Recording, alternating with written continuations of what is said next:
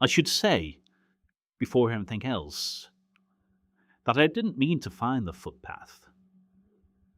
It was one of those narrow, foot-worn slivers that you only notice when you're not looking at it, or for it. I'd been walking the outer edge of the village, trying to persuade myself somehow that I was finally getting to know the place, when there it was, a line of flattened grass, bent nettles, almost embarrassed to be seen. I don't know why I stepped onto it. Maybe it was the way it seemed to wait for me. But maybe it was the fact that on that particular morning, I had nothing better to do than to follow suggestion made by the landscape. The path, after some hundreds of yards, opened up from among the trees and the shrubs into open fields. In the field to my left, and in the exact centre, placed with the kind of confidence you don't normally associate with sheds, stood a single wooden structure, the colour of old tea. It was weather-gnawed and slouched slightly to one side, as though it had grown tired of its own existence. It seemed remarkably out of place in the field, and yet at the same time as permanent as the soils below it. And he was there. An old man, 75, maybe even more. He stood, angled towards the door, both palms pressed flat to the door. His head hung low, his coat darkened by decades of rain. He didn't move, didn't acknowledge me, didn't even as much as twitch. He simply braced that door with the silent, stubborn commitment of a saint holding back the sea. Well, I told myself it was my business. I told myself a lot of things in those first few moments, including that he must be one of those eccentric countryside characters, the sort that people politely tolerate. You know the kind, the people who collect rainwater in jars, or believe the foxes whisper messages at dawn. But even then, something told me that there was a story here, a quiet dread of a story, that I didn't want to be told. I left, eventually, moved on down a path, because, well, that felt like the most sensible option. But he was still there, an hour or more later when I returned down the same path. And as far as I could see, he had not moved, or if he had, it was imperceptible. Was he ill? Disturbed somehow? It wasn't natural for a man, certainly not a man of his years, so he stood there so long in that position. Did he need help of some kind, perhaps? I shouted over, "Hey there! Okay? Hello? You okay?" No reply. I repeated my call. "Hey, can I help?" His head turned slowly towards me, but he said nothing, and just stared. The stare made me feel uneasy, and after a few moments of it I left, glad to be gone from the weight of that stare.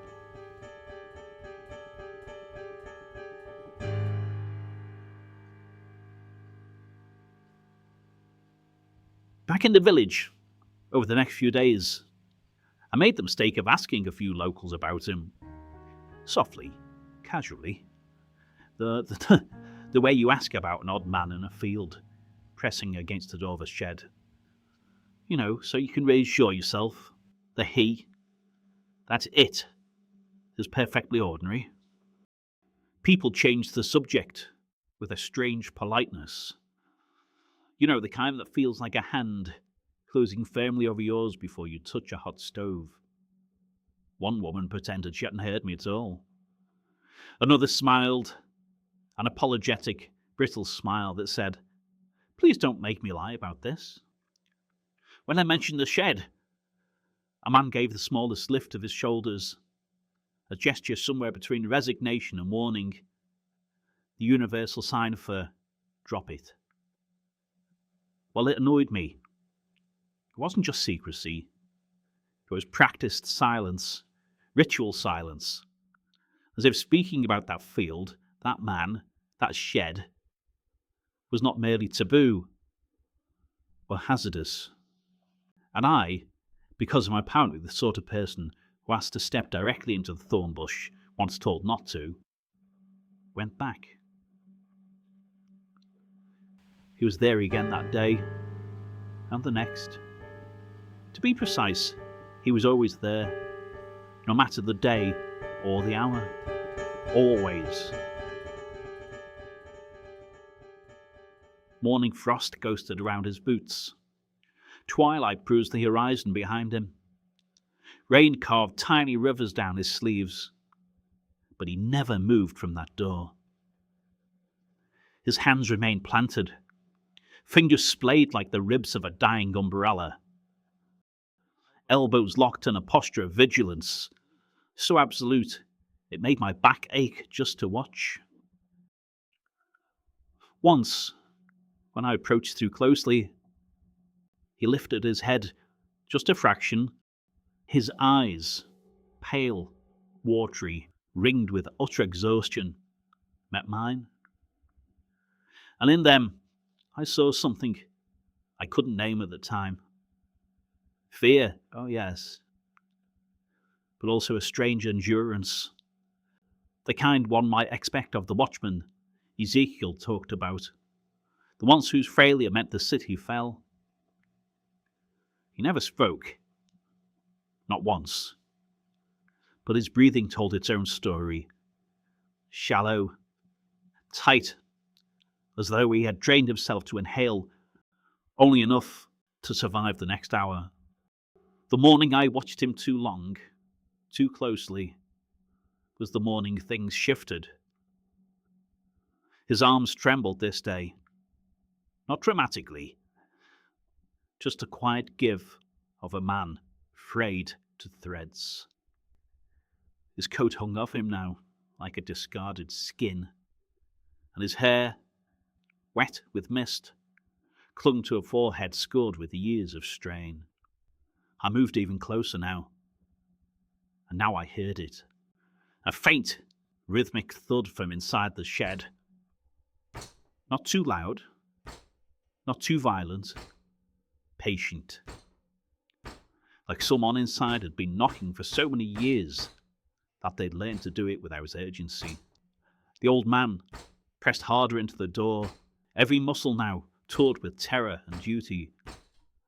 And I felt something shift in me too. The realization that his weariness wasn't incidental, it was prophecy. Whatever was inside that shed had been pushing for years. An old man here?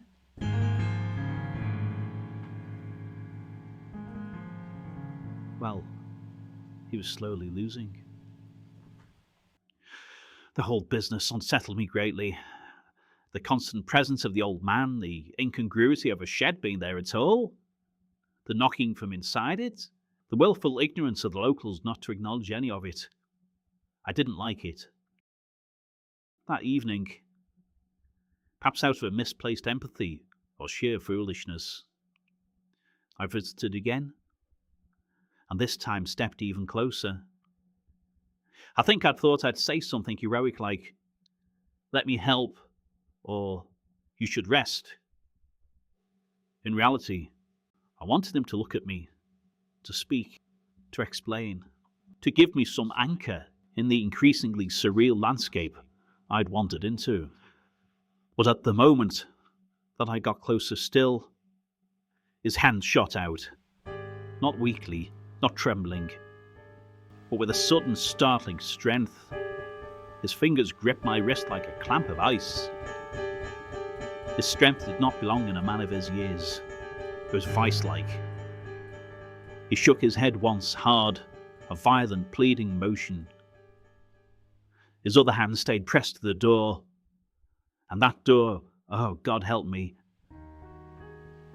shivered beneath his palm like something waking to the scent of a new witness. When he finally spoke, His voice came out as a cracked whisper, more breath than language. Don't move away from it, or look at it, ever. The absurdity struck me first. I hadn't planned to look anywhere. It wasn't even near the list of things I might do. Then the fear arrived, slower, heavier. He hadn't been warning me about manners, etiquette. He'd been warning me about future attention, about future duties. His legs buckled. Not dramatically, no thunderous collapse, just a slow, inevitable folding of a man whose body had outlasted its purpose, but was now able to let go. He leaned into me, forehead to my shoulder, and his breath, cold, stale, the temperature of a cellar where nothing good has stood, brushed my neck, and something slid into me, not entering forcefully, settling, merging, his soul, like a memory recalling itself. My vision blurred, my mind filled with images that weren't mine. Memories, years of holding that door, of listening to the thing on the other side grow cleverer, more impatient, more eager. I felt his terror, his resolve, his resignation. All these things were now mine. And when I blinked, I saw my hands were already flat against the shed door. It wasn't a decision. It wasn't even a motion I felt myself make. And behind me, the field sighed, the long, low exhale of something relieved to see a ritual continue. In front of me, from the other side of the wood, came a hopeful, polite tap, as though it sensed opportunity, as though it had been waiting, and I understood, fully, horribly, instinctively, before the thought even formed. Do not move, do not speak, do not let it out, not now, not ever. Some people inherit houses, some people inherit debts. I inherited a door, and something that wants very badly to be on the other side of that door.